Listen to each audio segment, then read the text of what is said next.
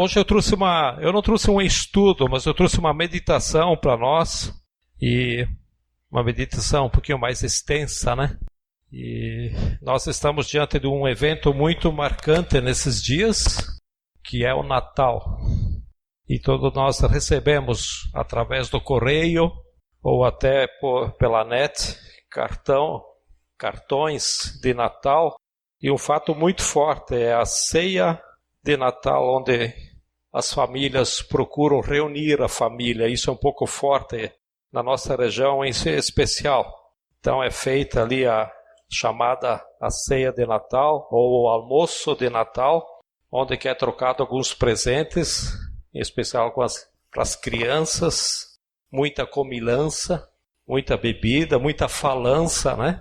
Você bota os assuntos todos em dias e talvez algo mais também.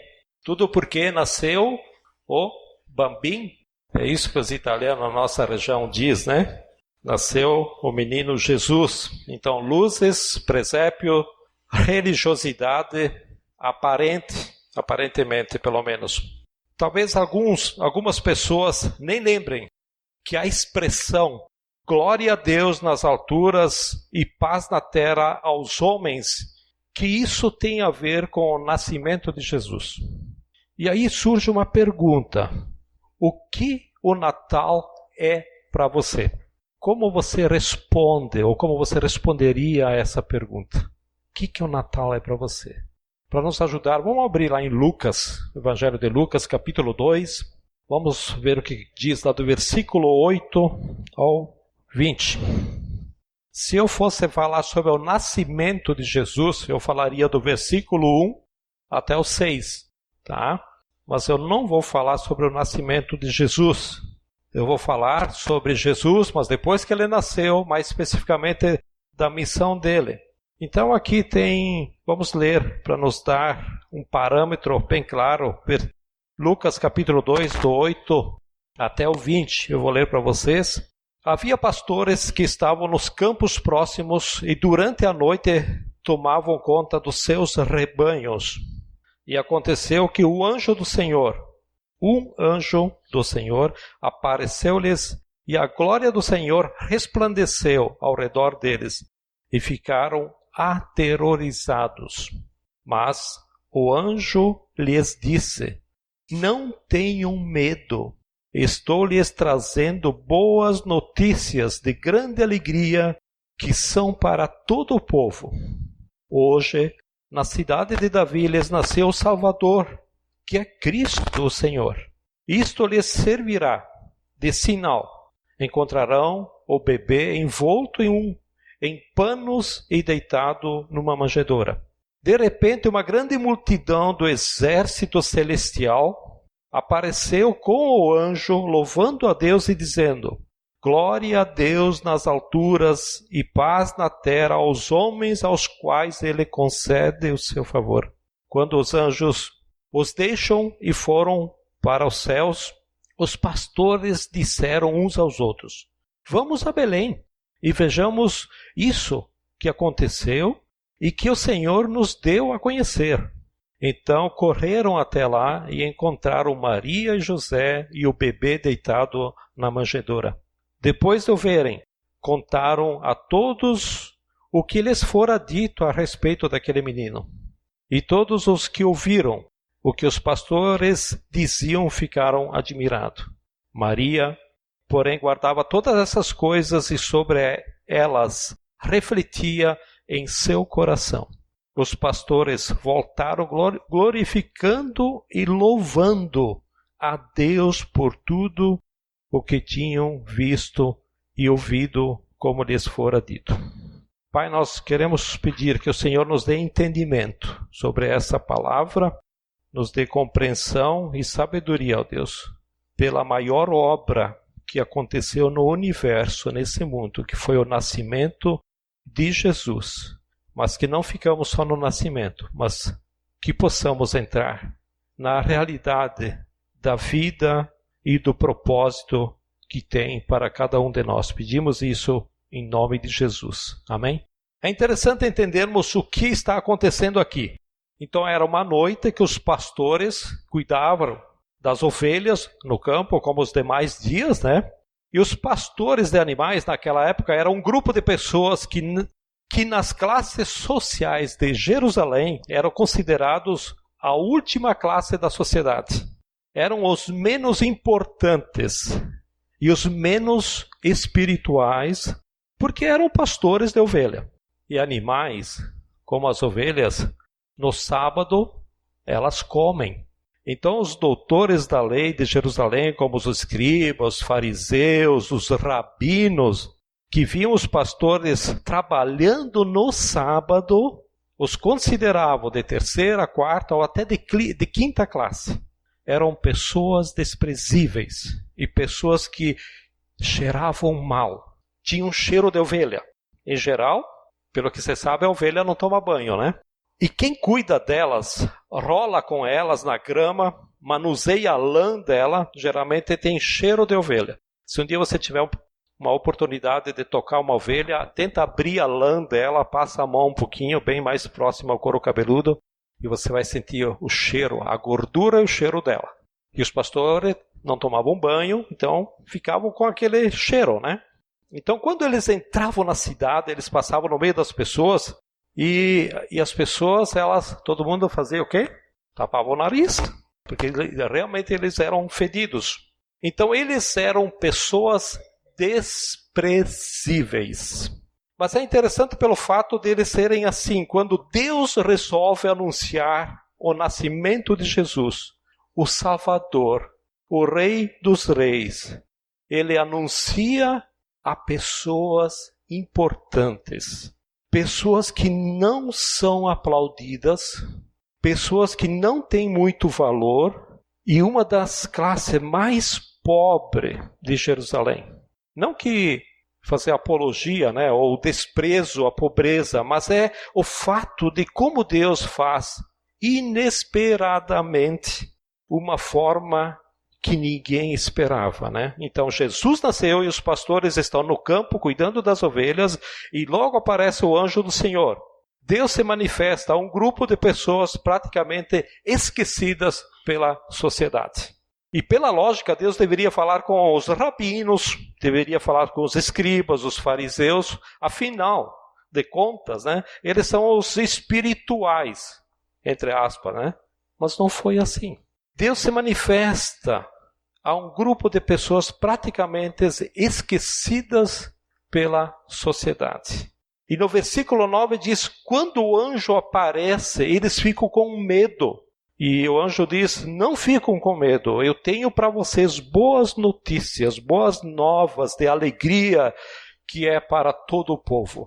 E o anjo anuncia que Jesus havia nascido e dá um sinal onde pode encontrar o bebê, né?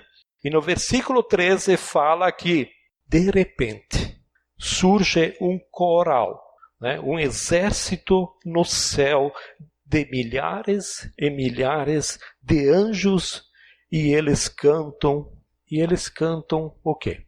O que o versículo 14 diz?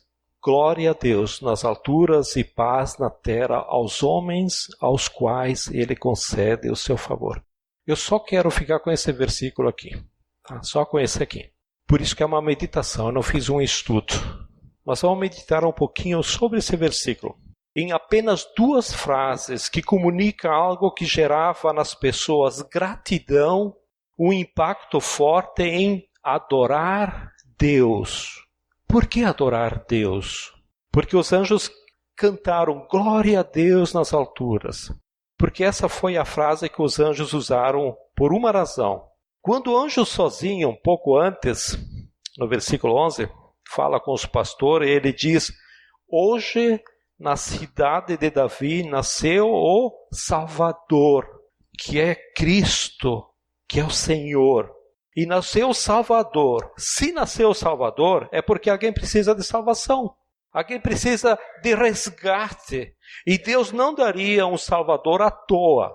Mas quem é que precisa de um Salvador? E naquela época, a realidade da cultura, da economia daquele povo comparada com a nossa de hoje é muitíssimo diferente, não tem nem comparação, né? Mas, independente da cultura, independente do povo, da época, tanto agora como naquela época, uma coisa é comum: todos somos pecadores. Não importa se você vive no Oriente ou se você vive no Ocidente. Não importa se você vive satisfeito ou insatisfeito. O Salvador que foi prometido não é um Salvador da miséria econômica. O Salvador que veio foi para salvar e libertar as pessoas do domínio do pecado. Libertar as pessoas da consequência final do pecado, que é viver eternamente longe de Deus. Ou seja, na linguagem bíblica, quer dizer, viver eternamente no inferno. Por isso, essa alegria dos anjos. O homem destinado ao inferno, o homem destinado a viver eternamente longe de Deus, sem esperança, e agora foi dado um Salvador aqui na terra. Por isso, a reação dos anjos. Vamos glorificar a Deus, porque Deus merece a nossa gratidão e o nosso louvor. Por isso eles cantam glória a Deus nas alturas. E a gente não imagina, e nem temos como imaginar, o que seria a vida sem Deus depois da morte. Por isso que o anjo diz nesse texto, nasceu o Salvador. Quem é esse Salvador? É Jesus, Jesus Cristo. Isso significa o ungido de Deus que foi dada a dignidade para realizar aquilo que Deus planejou. Ou seja, ungido quer dizer escolhido para um propósito determinado por Deus. Escolhido para um propósito escolhido por Deus. Não é somente ungido que morre na cruz, mas é ungido também, que é Senhor, e é alguém que aponta para a soberania de Deus. Por isso essa alegria no céu, né? A terra estava perdida, as pessoas perdidas indo para o inferno por causa do pecado, mas agora Deus interveio na história do mundo. Então, Deus envia um Salvador que vai resolver o problema do pecado e por isso Deus é digno de toda a glória e os anjos cantam desta forma. E aí vem o Natal. Natal é tempo de quê? O que se comemora Natal por aí? Nós que somos cristãos, como é que nós celebramos o Natal? Muito bonito o Natal, muito respeito. Uma data muito marcante. Mas para o teu coração, o que é o Natal? Natal é tempo de relembrar que estávamos perdidos e Deus, na sua graça e soberania, enviou um Salvador. Salvador esse que era para que eu era, né? Esse Salvador esse que eu era o principal a precisar dele. Por isso que os anjos cantam com alegria, né? Eles trouxeram alegria e os pastores foram contagiados com essa alegria também. Não sei se nós ficamos contagiados com essa alegria. É muito mais fácil nós fazermos uma festa, muito mais fácil nós reunir os amigos, quem nós gostamos, boa comida, boa aparência, do melhor, bebida, champanhe, alguma coisa que... Tudo em especial. Em nenhum momento da história da humanidade existe uma explosão de gratidão como essa. Por isso a expressão toda a glória a Deus. Na nossa festa de Natal, a glória é para quem?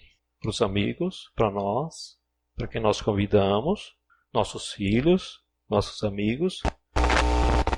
Versículo 14.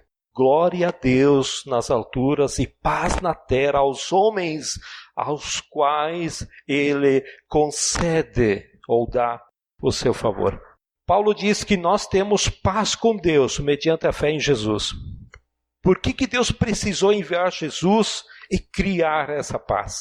Porque havia uma hostilidade, não de Deus para com o homem, mas do homem para com Deus. Por exemplo, o homem é muito fácil de dizer, a nossa tendência humana é assim, eu sou capaz de resolver a minha própria vida. E em relação ao futuro, eu dou um jeito. Afinal, não sou tão ruim assim. Não sou tão pecador assim. E Deus é bom. E Deus é tão bom que no final todos vão ser salvos. Que terrível engano. E se você que é cristão pensa assim, olha, precisa fazer uma avaliação. Precisa fazer uma avaliação. Aqui no texto, essa gratidão é porque essa inimizade que havia entre o homem e Deus mostra a ausência de paz, que causa culpa. Nós temos culpa porque não temos paz. Nós temos culpa porque nós não fazemos e não somos aquilo que Deus esperava que nós sejamos. Mas é muito difícil de admitir a culpa interior. E essa culpa só pode ser tratada quando eu admito que ela existe. Quando admito que eu erro. Quando admito que sou pecador. E então dizer, eu preciso do Salvador. A culpa que um homem ou mulher carrega só pode ser tirada através desse ungido de Deus, que é Jesus, o ungido. Ungido, que quer dizer o enviado por Deus, não somente para nascer de forma humana, mas para ir até a morte, e morte na cruz, morte de Calvário. E o fato de ter carregado o pecado do mundo inteiro nas costas dele, não quer dizer que o mundo inteiro automaticamente vai ser salvo e perdoado. Não é por aí. Jesus carregou o pecado do mundo inteiro, mas o perdão é individual. O perdão é de cada um. O perdão é uma escolha. Por isso que Deus nos deu o livre-arbítrio. Jesus carregou o pecado do mundo inteiro, mas o perdão é individual. Isso é importante estar guardado, né? É de Deus para com cada um de nós. A inimizade de Deus, ela é generalizada apenas por causa do pecado. Não há outra razão.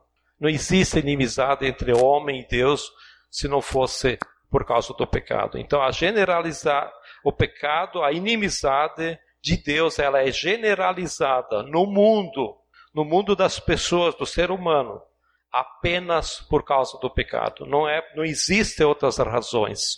E a inimizade para com Deus é porque eu sou pecador e Deus é santo. Tem pessoas que fazem o contrário, né? Acho que Deus tem culpa, mas porque eu sou bonzinho. Porque Deus é santo e eu pecador, nós não temos relacionamento, nós e Deus. Há uma barreira entre nós por causa do pecado, por isso não há paz entre o homem e Deus. E como é que essa paz, então, ela é restabelecida? O versículo aí diz, haja paz na terra aos homens aos quais ele concede o seu favor, aos quais ele dá o seu favor. É Deus quem dá a paz. Não sou eu quem faço alguma coisa para limpar a minha culpa, para que haja paz. Foi Deus que tomou a iniciativa, que enviou o Filho dele até a cruz. E a Bíblia diz que se eu creio que é assim, também eu creio e também eu preciso reconhecer que eu sou pecador. Eu sou a causa de Jesus ter morrido. Jesus não morreu como vítima. Jesus não foi vítima. Jesus, ele se ofereceu. Mas ele se ofereceu como sacrifício porque eu sou pecador. Há uma iniciativa de Deus em direção a mim, em direção a você. Por isso o texto diz, paz na terra aos que Ele, Deus, dá o seu favor. E qual é o favor de Deus? O favor de Deus é dizer para mim, Zé, você é pecador. Fulano, você é pecador. Zé, você é digno de toda punição por causa do pecado. Você pode ser bonzinho por fora, mas eu conheço você por dentro. Conheço tuas intenções, conheço tuas atitudes, que às vezes nem você se dá por conta. Eu conheço quando você tem ciúme, conheço quando você tem inveja, eu conheço quando você fica irado. Se pudesse matar, você ia matar. Você ia esganar, você ia se vingar. Conheço todo o seu interior e você não consegue mudar nada. Você não consegue mudar nada. Por isso estou dando Jesus. Isso é graça. Isso é o favor de Deus. É Deus quem vem ao nosso encontro. Só existe uma forma de restabelecer essa relação com Deus. Uma forma de tirar culpa e dormir em paz, sabendo que hoje você pode morrer e saber para onde vai depois da morte, que é através de Jesus, né? Por isso que os anjos, eles cantam, né? Por isso que o Natal tem a ver com reconciliação. Reconciliação. Guarda essa palavra, tá? Porque no Natal, as pessoas, há muitos propósitos, e um dos propósitos às vezes é reunir alguns amigos, alguma família, para poder ter alguma reconciliação familiar. Se você não tem reconciliação com Deus, nem a familiar não vai acontecer. Se você é movido para poder ter uma reconciliação familiar, é porque Deus está aí operando, falando ao seu coração. Pode reparar isso. Natal não é só nessa época, mas para nós cristãos é o ano inteiro. Infelizmente, nós entramos na história do mundo. Quarta-feira vamos lá nós festejar, fazer nosso banquete como os demais. Nada proibido isso, não, nada. Façam isso. Mas Natal para nós é todo dia. É todo dia. É você poder se reconciliar com Deus a cada manhã que você levanta. Poder falar com Deus, poder orar com Deus durante o dia, estar com Deus. Às vezes uma frase simples, obrigado Deus. Quantas vezes às vezes eu venho ao centro e procuro uma vaga para estacionar, de repente surge uma, Senhor, obrigado por essa vaga. Quantas coisinhas tão simples nós podemos reconhecer a Deus, reconciliar com Deus, estar com Deus. Isso é Natal. Natal para nós é todo dia, não é dia 25. Dia 25 é para quem não está reconciliado com Deus, que nasceu um bebê, que é o Salvador, que é Jesus, que há um respeito, que há uma religiosidade muito grande, muito forte, muito marcante no mundo. Mas para nós é todo dia. Natal para nós é todo dia. Natal é o momento de dizer, Deus, muito obrigado. Obrigado porque eu merecia ser condenado, mas como os anjos eu quero cantar. Eu quero dizer muito obrigado porque fui perdoado. Muito obrigado porque há paz em meu coração. Há uma história de um garoto quando ele tinha 7 ou 8 anos de idade, ele viu os seus pais brigando e viu uma vez o pai agredindo a mãe fisicamente, e o pai foi embora. Os pais acabaram se separando, e uns tempos depois o pai se encontrou com o filho, visitava ele de vez em quando, e aí ele perguntou, filho, o que é que você gostaria de ganhar no Natal? E o filho não quis responder na hora, e o pai foi embora sem ter a resposta do filho. E no Natal a família recebeu uma caixa, e a mãe disse para o filho, olha, o Papai Noel mandou para você. E o filho abriu, né? Aquele garoto com aquela curiosidade de quando recebe presente, abre uma caixa, e tem aquele sistema, abriu uma, tem outra caixa, abre aquela também, abre outra, abre. E no final chegou ao ponto, né? Abriu, e era um laptop, último lançamento da Apple, coisa que qualquer garoto brilha os olhos e quer. E a mãe imaginou que o filho dissesse, era isso que você queria, era isso que eu queria, era isso que eu queria. Ele abriu, olhou e fechou. E a mãe perguntou ao filho, não era isso que você queria? E o filho disse, eu queria, era o meu pai de volta. Há uma hostilidade, uma contrariedade. Ou seja, há uma falta de paz naquela família. Há uma falta de paz naquele garoto. Deus, quando enviou Jesus, ele foi além disso. Só uma coisa que traz paz para a gente. É Jesus que nasceu da Virgem Maria, mas ele foi até o Calvário. Morreu e depois de 3 dias ressuscitou e hoje está vivo para remover a hostilidade, ou seja, a falta de paz do dos homens. Natal é tempo de reconciliação. Natal é tempo de iniciar. Nada que se reconcilie passa por um processo, ou melhor, um processo de morte doloroso. A morte do próprio filho, porque eu preciso do seu perdão. Quando eu digo para Deus, eu preciso do seu perdão, eu estou dizendo, eu preciso do Salvador. Creio que uma boa parte de vocês que estão aqui hoje já experimentaram essa reconciliação. Já vivem em paz com Deus. Tem plena segurança do perdão dos seus pecados. Tem segurança que quando morre você sabe para onde vai. Mas talvez tenha alguns aqui que nunca enfrentaram a uma pergunta. Você tem paz com Deus? Eu tenho paz com Deus. Essa pergunta, ela deve fazer parte da minha vida. E se não há paz, não adianta ter fuga e querer fazer festa, de querer fazer ceia de Natal, de querer dar presentes, receber presentes. Essa é a primeira pergunta.